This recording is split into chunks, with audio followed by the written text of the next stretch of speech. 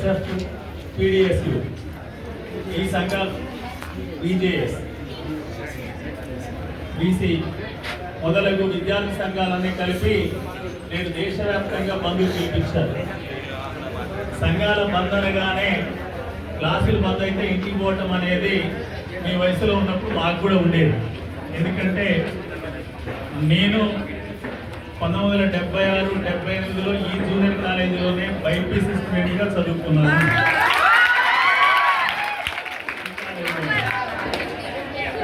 కాబట్టి మీ వయసులో ఏముంటుంది, ఏం ఆలోచిస్తాం అనేది అప్పుడు మా వయసు గుర్తించుకుని దొరుకుతుంది. కాబట్టి దానికి సంబంధించిన అంశం ఈరోజు బంద్ జరుగుతున్నది. నీట్ అనేది మెడికల్ కోర్సులకు సంబంధించిన దేశవ్యాప్తమైన టెస్ట్. ఆ పరీక్ష ఎన్టీఏ, నేషనల్ టెస్టింగ్ ఏజెన్సీ అనే వాళ్ళు నిర్వహిస్తారు. దేశవ్యాప్త పరీక్ష నిర్వహించేటప్పుడు ఎంత బాగా నిర్వహించాలి, ఎటువంటి ఆటంకాలు, ఎటువంటి అవకతవకలు లేకుండా నిర్వహించాలి. కానీ దేశంలో నిర్వహించిన పరీక్ష మొత్తం పేపర్ అమ్ముకొని పేపర్ అవుటై నిర్వహించారు.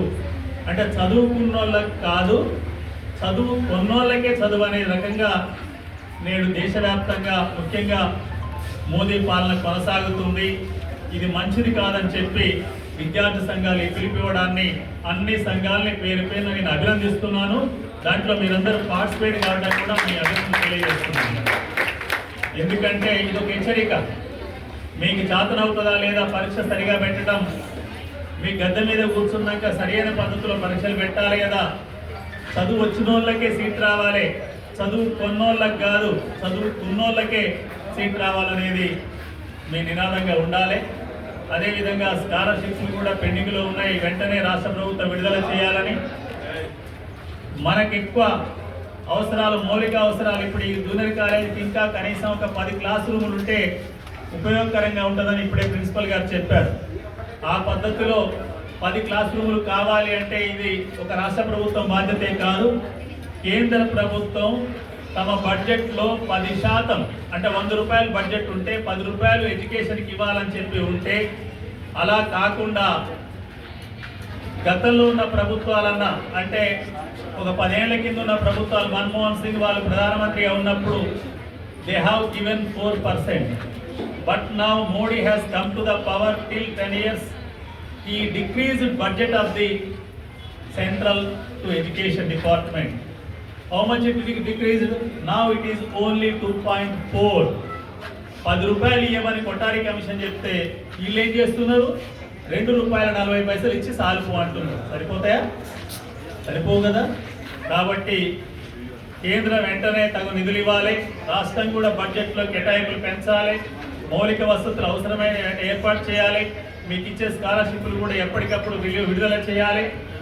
మీరు చెప్పేదైతే నా ఉద్దేశం అయితే విద్యారంగం ప్రభుత్వ రంగంలోనే ఉంటే అందరికీ మంచి చదువు వస్తుంది.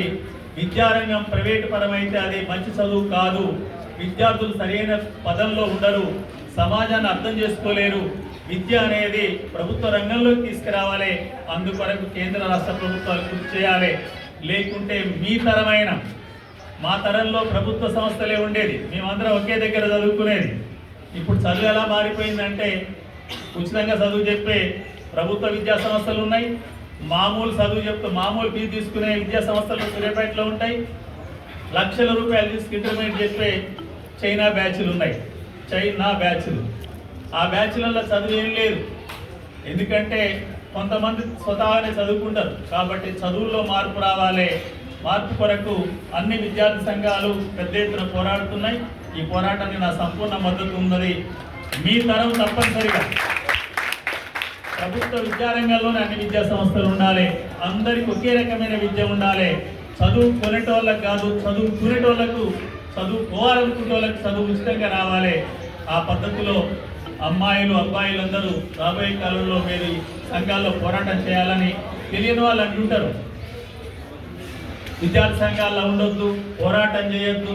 మీకు తెలుసు కదా, మీ ఇంట్లో మీరు 2 ఉన్నారనుకోండి, మీకు డబ్బులు సరిపోనుంటేనే ఇద్దరికి అన్ని కొనిస్తారు.